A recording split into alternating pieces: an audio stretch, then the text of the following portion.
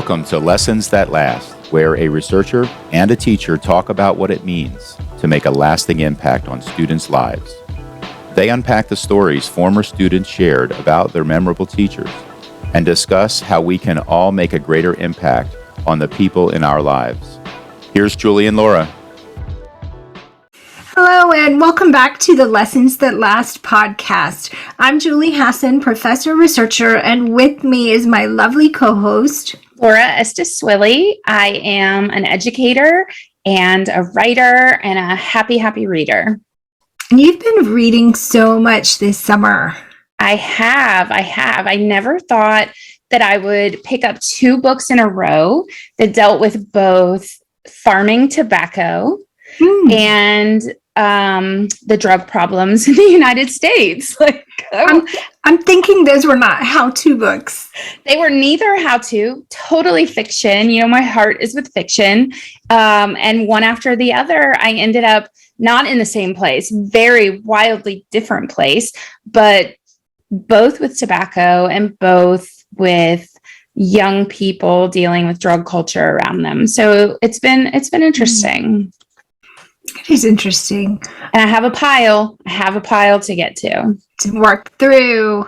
I love that you can walk in someone else's shoes. Yes. In a fiction book. That is, I actually was just talking to a young man who said to me, I just don't know how you know so much. You should have been like a counselor. I said, I know so much because I've read so much. I'm old, let's be honest. So good. But also I have read so much and I understand things from so many different perspectives because that's what reading does. That is a bumper sticker. I know so much because I read so much. That would be such a good shirt, Julie. A perfect shirt. Oh, yeah. Now, I notice... I'm going to get out the puffy paint. Puffy paint. Yes, like in the 90s when we made the shirts. With the blow dryer. That would be fun. That would be really fun. Yeah, don't put it in the dryer after you wash it. Hang that out. Hang dry. Keeps it fresh. Yes. So I noticed that you're a little hoarse. Are you doing okay? I've got my sexy voice on. You do. Or the podcast. I'm a little hoarse. I spent a week in Mississippi with the Arts Integration Schools doing some workshops on teacher retention and resilience. Nice. And a talk at the end of that conference. It was lovely, but yes, I'm a little hoarse today. So you've been meeting a lot of people. So many great teachers and principals and the people who support them from Mississippi Whole Schools. Fabulous. So this wasn't just principals, it was teachers as well. It was all kinds of roles involved in arts integration schools in Mississippi, and all of them with the same concerns. And a main concern, how do we keep doing this work? Okay. How do we sort of keep making ripples was my theme for the week. And I think that may be my theme for the year. Just keep making ripples. How do we figure out how to sustain? I love that. I love that Mississippi supported that for their teachers. And I know this was like a cross-section of teachers, a specific group. Right. But very progressive. I'm impressed. I know. It is great. And that the leadership of Mississippi Whole Schools who provide that support and professional development are the best bunch of people who love teachers and love kids. So it was awesome. Oh, sounds like a great week. Good week. Tiring week, but a good week. You know that. Yeah, so you're back a little bit tired, but also in a way rejuvenated. And I'm sure that experience provides ripples for you as well as for them. Yeah. I'm happy tired. And I was thinking about that on the way home because I was tired. But you know how sometimes you're tired, like soul tired? Yes. Because you've been going and going and going, but you're going and going, doing things that you feel like aren't getting you anywhere and aren't making an impact. Yes. And you're just exhausted, but not satisfied. This was like a satisfied tired. So it was more like my body is tired, but my soul is ignited. Yes, exactly. We need more of that. Like we can deal with a tired body if we feel like we've been working in our purpose and making a difference. And I think so often lately as educators, we're soul tired. Yes. And I love the body tired, soul ignited. That's the juice, as I say in my classroom. That's where it's happening. So I'm glad you had that experience. And I bet that the participants went home feeling the same way. Yeah, I hope so. They seemed to get a lot out of the week, and just that time together was important. So it was good. It was good, but I'm happy to be back with you talking about this sweet story from Gracie and her third grade teacher. And when I read this story, I thought I have to ask Laura this question. When do you first remember being good at something? Well, I think that I always felt like I was good at everything. So I'm not probably the right person to answer that question. Because I was so confident, so expressive. I used to write plays when I was 6 and stories, and I felt like this is magical. Everyone will want to read this. And so I always really believed in myself. So it's hard to know where I first realized I was good at something, because I kind of just thought I was good all along. But I think where I first had proof I was good at something, and that's important, because it wasn't just my delusions anymore. It was actual, I'm good at this, was in Judy Bryant's classroom in 11th grade in our high school. And she acknowledged me as a writer, as a good writer, someone who could really do the job. And she confirmed what I suspected since I was a very, very little kid, that I had some kind of talent. And that's a long time to wait till 11th grade. And my parents always supported me, always read my stories, always watched my performances. But as far as, I almost feel like that's an internal support, your parents. But as far as external support, I really think it was 11th grade Judy Bryant. Wow. Judy Bryant. Yeah, she is. I was the opposite, because I have a brother who's 361 days older and was good at everything, like really good at everything. Academically gifted. He was a reader before he even got to kindergarten. I remember my mom put us in dance class, and by the end of the year, like it was like acrobatics. By the end of the year at the recital, he had a solo in the back row. That's so him. She put us in piano, and I was still playing like the basic chord, and he was playing the theme from Star Wars. He was just like so good. Yes. Everything, smart and athletic and creative. And so for me, I think for a long time I didn't feel good at anything, because I saw this standard that was so high. And I was thinking about this question too. I think it was maybe 5th grade. I want to say like Miss Boswell's class, and there was a little boy named Billy. I say little because he was like smaller even than the rest of us in 5th grade. And he really struggled in class academically. And I think this was homeroom, so it was probably just social studies and science. I don't remember him being, we were kind of tracked then back in the 70s. That was the thing. I don't remember him being in my language arts or math class. But I sat next to him, and so she would get me to help him. And I remember thinking, I can explain things to somebody, you know, like I felt like, I could be good at this. I could help like Billy learn and figure this stuff out, which was good for me as an introvert, because it was just me and him, you know? But I don't know, in my head, I thought that's teaching. I just thought, well, I could explain things to people, Well, right. But you had to feel pretty confident in knowing, oh, I know how to do this enough to help someone. I think so. And I think really the knowing was, I know how to, like, once I understand it, I know how to help somebody else understand it. Yes. Mm-hmm. So I did feel, I remember that classroom and feeling a little confident, when she gave me, part of it too is the responsibility.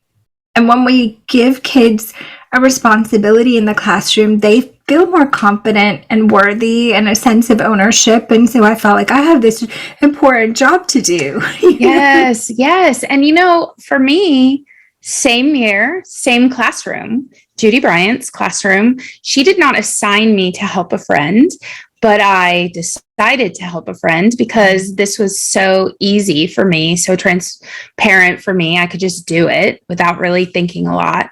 And we had a friend who struggled a lot, had missed a year of school due to some circumstances, came back and was sitting in front of me in our English class and would turn to me and say, I don't know what to do. And I believe we had a big research project due. And she said to me, 3 days before it was due, I haven't done anything. I need help. And so I was like, okay, let's go. And that was the first time I felt like someone could look to my expertise, because I felt so confident, because I knew what I was doing, because my teacher had said, you have a talent. You are really good at this. Oh, I love that. Yeah. I was thinking about this too, and we talked about this a little bit at the Mississippi conference, because we talked about one of the things we can do for our teachers is identify and leverage their strengths, because people feel better, work better, do best when they're working in their strengths. But I was thinking about the same thing for kids, and I remember walking through, had to have been a 4th or 5th grade classroom this past school year, and on the bulletin board were all of these hot air balloons. And the teacher had done some kind of strengths finder for kids, and each kid had a balloon, and it was their 3 top strengths. So you could look at it and you could just sort of have this map of strengths in that classroom. And she said she started grouping kids really intentionally. Like if I have an artist and someone who's good at tech and a writer and maybe a leader or a communicator, I can put them in a cooperative group. Nice. And the kids, isn't that amazing? And then the kids knew each other's strengths. So they knew, okay, if I'm struggling with writing, I can go ask Laura for help. Or if that is so great to publicly say, these are people's strengths. Yes. So you're not only acknowledging and celebrating, you're also plugging them into each other. Here's where to go. I know. Amazing. I loved it. I took a picture of it. I put it in my presentations or talks if we're talking about something related to strengths, because we spend so much time with kids on their deficits. Yeah. And I love that you talked about this in relation to teachers, because in a lot of places around the country, there are teachers who are being managed or led by their deficits rather than their strengths, who are not having their strengths acknowledged, maybe by one peer, because you always have your teacher bestie who knows what you're good at, right, and encourages you and celebrates you. But the importance of leading by people's strengths is a message I just wish we could share across education. Like, as a principal, if you had that kind of map of your teacher's strengths, you wouldn't be asking the same people all the time to do extra things. You could ask the people who have strengths in those areas. Like if I'm a teacher and I'm working for a principal who needs something put in an Excel spreadsheet, I can get through it. But I'm not your girl. Right. But there are people who love to make a spreadsheet and they're good at it. you know? Yeah. If you need a door decorated, I'm not your girl. Like, I don't have that artistic eye, but there are people so good at design that make these amazing doors and displays. So as a principal, if you knew that, there's some power in tapping into that. Absolutely. We, this year, at the end of the year, lost our senior class sponsor. She's moving on to a different school. And so who's going to fill that void? It was left to the students to find their new sponsor. Wow. They know some of our strengths. They know who encourages them and who they feel good working with. But there are some strengths that are necessary in that job that are almost transparent to kids because they're behind the scenes stuff. Right. And so much is left to chance in a school. And I think it's because we don't know people's strengths. We could be so much more intentional. Yes. And as teachers, we could be so much more intentional. And when people understand and leverage your strengths, you feel like you're an important part of that community. You have a responsibility. You have a role to play. And it creates confidence, and it also strengthens your strength. The more you do what you're good at, the better you are at what you're good at. I love that. I heard someone say, it was a organizational researcher. It was really more in the business field, but he said in times of rapid change and challenge, people need three things. They need to know their purpose, the plan, and their part in it. Yes. And I'm like, if we knew our part in this mission that we're collectively on, we would all feel more engaged. And I think it would help us all feel like we're getting somewhere. Like we talked about that soul tired. If you were bought into this collective mission and you had a part based on what you were good at, that's not soul tired. You might be tired, but you feel like you're making an impact. Yeah. This is not like me as a mental picture, and you know this, but when you said that, I was picturing a spaceship. I don't know why.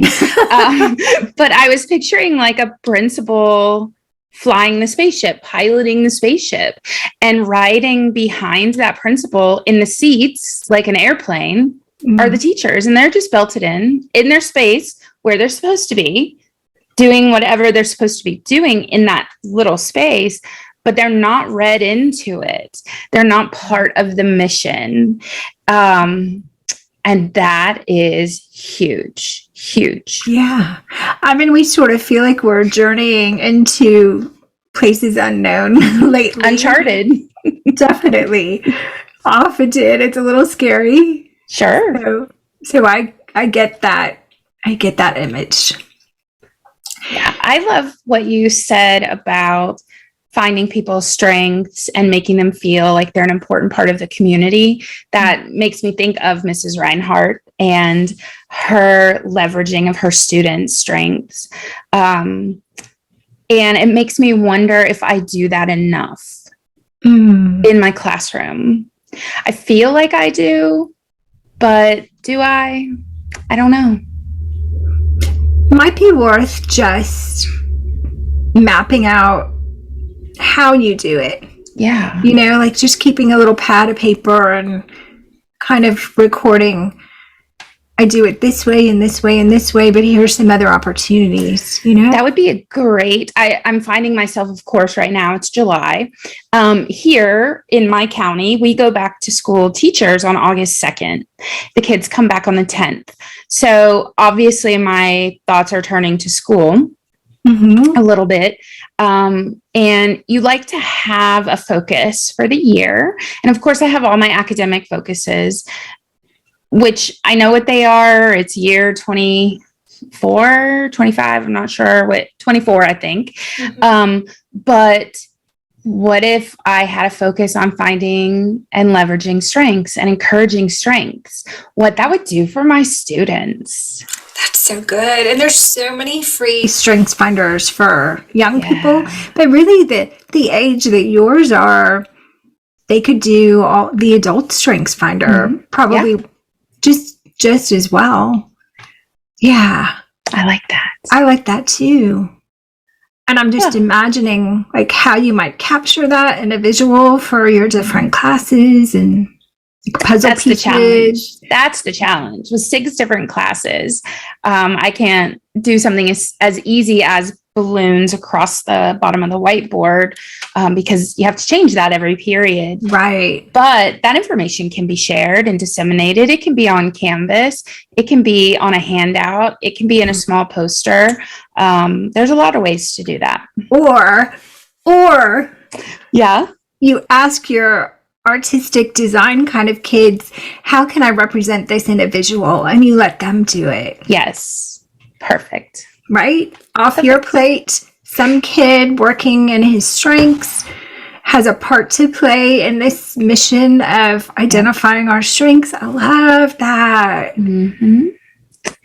Oh, I'm excited. Thank you. I think leads us right into Gracie's story. So will you, Laura, read Gracie's story about Mrs. Rhinehart for us? Yes, absolutely. I loved books when I was a kid, and Mrs. Rhinehart, my 3rd grade teacher, had the biggest book collection I'd ever seen. Students were always borrowing books from her shelves, and the area became a disorganized mess. One afternoon, I asked my teacher if I could arrange the books and organize the shelves. It took me a few afternoons to get the shelves straightened out, and then Mrs. Rhinehart asked me to be the class librarian. I was thrilled. Our teacher got paint sticks for kids to mark the places where they took a book. The kids helped put the books back in the right spot, and I checked and straightened the shelves throughout the day. Being given responsibility for the class library made me feel capable and important. It was the start of my love for organizing spaces. I'm sure it seems like a small thing to Mrs. Rhinehart, but it was a big deal to me. I remember her and that library with such fondness and gratitude. Oh, Gracie. I need Gracie to come straighten this shelf behind me. I need Gracie in my life, for sure. For sure. And sweet Miss Rhinehart said, so smart. You go, girl. Get that shelf straightened out. Yeah, and she leveraged that strength all the way to a system. Like not just organizing the shelves, which is where Gracie started. Right. But Mrs. Rhinehart was like, let's take it up a notch. And you keep track of this for the class. Wow, what a responsibility.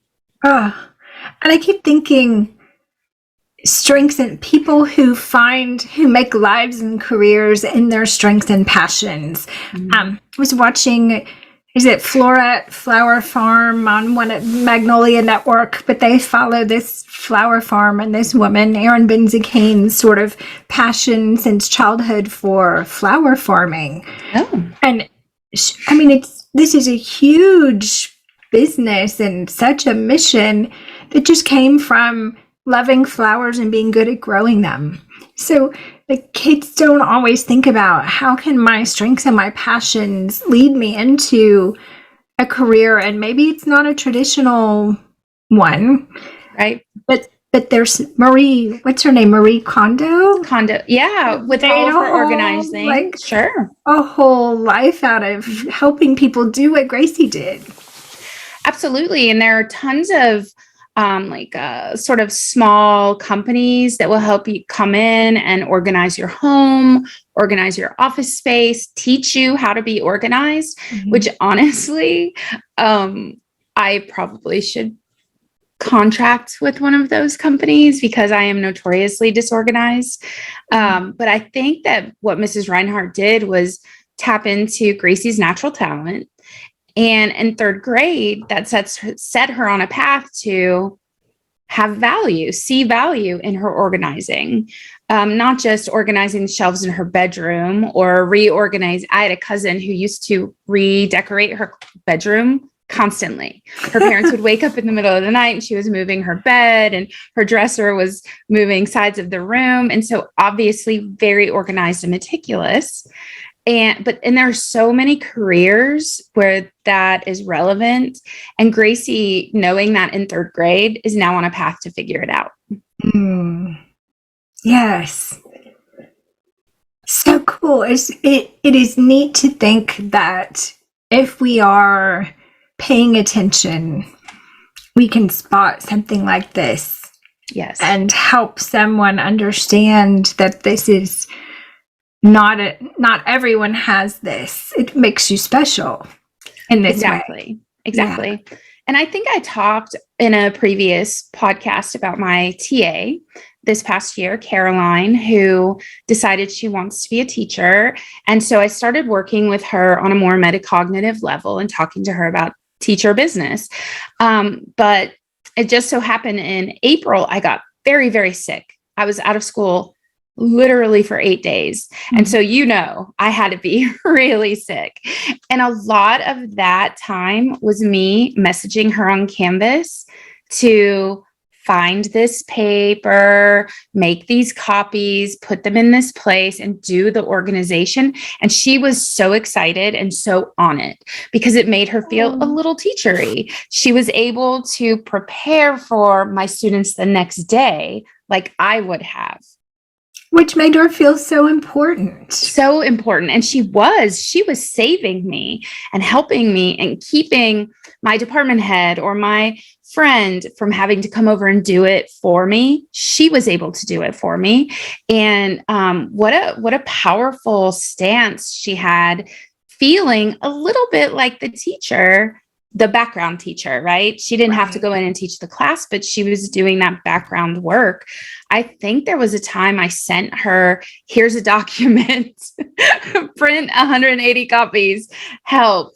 And so she got it in her Canvas. She had to print it. She got the copies. She took care of it. Mm-hmm. And I feel like I would really have been in trouble, as sick as I was, without her. That's how proficient and indispensable she was. Oh, and she had a part to play. She knew the purpose. She knew the plan. She knew she had an important part to play. Yes. And she got a taste of her future, which is, I think, probably what happened for Gracie. She got a taste and she liked it. Yeah. This is what a librarian does, right? You can't just throw those books on the shelf like I do here in this office, and then people go searching. Like, there's a whole system here. Exactly. That's awesome. Yeah, I'm impressed with Mrs. Rhinehart. I'm also impressed, just as a side note, that she had this beautiful library and kids were always taking books. Mm-hmm. Her kids loved to read and loved to borrow her books. And not for nothing, that's a big deal. It is a big deal. And it makes you think that she had cultivated that collection over quite a long time, and that's a culture, that's a class culture that she created. They were talking about books together, right? Mm-hmm. I probably read Freaky Friday when I was in about third grade. That sounds like third, fourth grade. Yep. And so if I read Freaky Friday, I'm telling the person next to me, oh my gosh, you won't believe this book. And now they want to grab it as soon as I'm done. And so it becomes like a cultural thing where we value books and we want to share stories with each other. I love that. As a second grade teacher, I remember when Captain Underpants was first published and that series started to come out, and I got some copies from the Scholastic book order and put on I had a shelf very much like this, forced myself to be organized, and found a kid who would help with that. He would watch for the kid who had it and you were only one person was allowed to be at the shelf at a time, because otherwise it was a zoo. Right. Of a lot of rules in second grade. They would watch for the kid to put it back, and as soon as he did, it comes a race. Oh. I ended up, I think, ordering multiple copies of some things, but that it was so just cool. Like that. It was just like, oh, is he done? Is he done? I love that. Oh, that just makes my heart flutter to think of kids so excited about reading. About Captain Underpants. I don't care what. Whatever it is. Exactly. And they all had their things, that they like to read. And if your collection's big enough, they find something. Yes. Or you help them find something. You can always find yourself in a book. Yeah. A little book matchmaker, probably Mrs. Rhinehart. Oh, absolutely. Absolutely. She seems like a very tuned in teacher. Yes. So Gracie was lucky to land in that classroom. And Mrs. Rhinehart was lucky to have Gracie take that off her plate, which makes me think about classroom community too, because when kids from kindergarten to 12th grade feel like I have a responsibility in this classroom, in this community, then it's not my classroom teacher, like my classroom, and you all are here visiting. It's our classroom. Yes. And that's a powerful thing. And they're more likely to take care of things and take care of each other and feel that sense of pride when it's our classroom. Yes. I have to say, again, we've talked about this. I teach seniors and they're a little more reflective at the end of their school year than other kids because it's a big ending for them. Right. And nothing makes me feel more accomplished. Not my AP scores, not my students' grades, not my graduation rate. Nothing makes me feel more accomplished than when a kid writes me a note and says, your classroom felt like home all year. Oh. Okay, we did it. We did it. Yeah. And so much of that is feeling like you're valued. Ownership. I'm important here. I have a role here because that's what home is. Home isn't just like all love and cuddles all the time. You have a job. Right. You have a role. You are important, but you're also one of the many. And when they say that to me, I know exactly what it means. It doesn't mean just that I was like patting them on the back all the time, telling them they're great. I was holding them accountable and they knew it. And they felt like I cared because they had a purpose. They had a role. They were doing something important here every day. And I'm thinking about that as a family, like outside of school, we tend to follow these sort of traditional roles, but there are so many families where people do what they're good at. Yes. So maybe you're the spouse who identifies as male, but you're a good cook. Like, right. That's or if you're at my house, that one is really good at laundry. Meticulous with the laundry. We've talked about that before, but something to think about in any interdependent group, right? Yes. If we can work in our strengths, things are just going to work better, more efficient. People will feel more satisfied. I think we'll all just get along and rock along a little better. So school principals, take note. Let's use our teachers' strengths. Teachers, let's use our students' strengths. Parents, give your kids responsibilities based on their strengths. Absolutely. Absolutely. Somewhere out there are the kids who want to organize the Legos by color.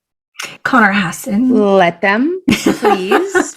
There won't be any on the floor for you to step on, and they're going to look pretty cool. Right. And maybe it's a bedtime delay tactic, Connor Hassan, who had to put everything in the correct bin before he could go to sleep. But I don't know. It worked out for that little engineer. He's a pretty organized kid. Well, but then there are also the kids who want to line up their babies and teach them school. Kaylin Hassan. Right. Take their pictures. Oh, so fun. So I hope we inspired our teacher friends to think about strengths and also your own strengths. You know, figure out what you're good at and what lights you up and figure out how to do more of that and less of the things that make you soul tired. Absolutely. Yeah. Absolutely. And you mentioned principals, and I just would be so encouraged to walk into a pre-planning where my principal said, we're going to take this survey and find out what your talents are. So I know best where you fit. Would you be good at this type of morning duty or this type of afternoon duty? Should you be on this committee or that committee? Let's organize that. And we're going to do it from a strength-based profile. Oh, amazing. I mean, we've been talking about how teachers hate icebreakers. this would be a great substitute. Let's Yes. do a strengths assessment. Let's map that for our school, and let's use that all year to figure out what part we're going to play. Oh, I love that. Yes. That's a perfect place to end that so people can go write that down. Yes, go do it. Teachers, thank you for recognizing and leveraging your students' strengths and doing the same for your colleagues, helping everybody feel important and worthy and understand the part they play. We are so grateful for you joining us and listening and continuing to think about how to make a bigger impact. Have a great week, everybody. Bye. Thank you so much for joining us. We hope you will subscribe to the Lessons That Last podcast wherever you listen. Give us a rating too, which will help other listeners find us. And don't forget to visit chalkandchances.com for more stories. You can also find more information on Julie's research in books. While you're there, take the quiz to find out what kind of memorable teacher you are. I took it and was surprised by what I found. I think you'll find good food for thought. Let us know about your quiz results. We hope you will meet us here each week and bring a friend to share the conversation.